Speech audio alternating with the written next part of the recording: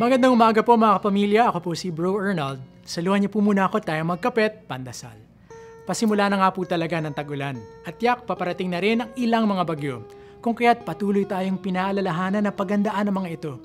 Halimbawa, maglaan ng sapat na pagkain at tubig, magtago ng flashlight at tumutok sa radyo para makabalita pag may bagyo.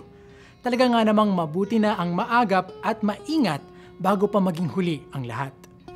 Kung ang pagdating ng mga malalakas na pag-ulan ay pinaghahandaan natin ng mabuti, hindi po ba mga kapamilya dapat nating paghandaan din ang mga bagyo sa ating buhay pananampalataya? Sadyang di may iwasan na makaranas ng dusa at kahirapan na maaring gumambala sa ating katiwasayan. Mainam na paghandaan natin ang mga ganoong sitwasyon. Ngayon pa lamang, paghandaan na natin habang tayo ay nakakapamuhay pa ng may kapanatagan sa ating kalooban.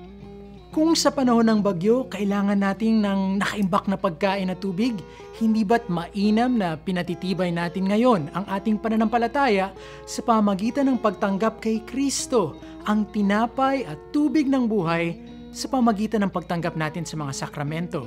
At kung flashlight ang paraan upang labanan ng brownout, ang liwanag mula sa turo ng ating Panginoon ang siya namang ating gabay sa panahon ng kadiliman.